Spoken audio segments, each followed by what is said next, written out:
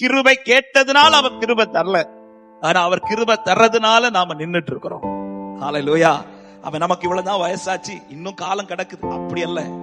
எனக்கு பலன் இருக்கிறதுனால அப்படி கிடையாது. நாம் கிருபை கேட்டதினாலும் ஆமென், நாம பெர்ஃபெக்ட்டா வாழ்றதுனால இல்ல, அவர் தயவாய் கிருபை தராரு. நான் எப்பவுமே சொல்றது, பழைய ஏற்பாட்டு காலத்துல ஆண்டவர் யாருக்கு கிருபை கொடுப்பார்னு நீங்க படிச்சீங்கன்னா, நோவாவுக்கு கர்த்தருடைய கண்களில் கிருபை கிடைச்சதா. ஏன் கிருபை கிடைச்சது தெரியுமா? அவன் நீதிமானா இருந்தார். நீதிமான்ங்கிறத பார்த்து கிருபை கொடுக்கிறாரு. ஆபிரகாமுக்கு கிருபை கிடைக்குது, ஏன்னா அவன் விசுவாசத்தில் வல்லவனாய் மாறிட்டே இருந்தார். ஆமென். மோசேக்கு கிருபை கிடைக்குது, ஏன்னா மோசே ஆண்டவரே சாட்சி கொடுக்கிறார். அவன் என் வீட்டில் எங்கும் உண்மை உள்ளவன் சாந்த குணம் உள்ளவன், நிறைய சாட்சி சொல்றார் மோசேயை பத்தி. யோபுக்கு கொடுக்கிறார், தாவீதுக்கு நிச்சயமான கிருபை கொடுக்கிறார், ஏன்னா இருதயத்துக்கு ஏற்றவனா இருக்கிறார். ஒவ்வொருத்தருக்கும் ஏன் கிருபை ஆண்டவர் அள்ளி கொடுத்தார்னா, அவங்க கிட்ட ஏதோ அவருக்கு பிரியமானதெல்லாம் நடந்துட்டே இருந்துச்சு. ஆனா நமக்கு இன்னைக்கு டெய்லி கிருபை தாரு. எதிரால தானா இந்த கேட்டகரியில, இந்த கேரக்டர்ல யாராவது ஒரு ஆள் இருக்கிறோமா?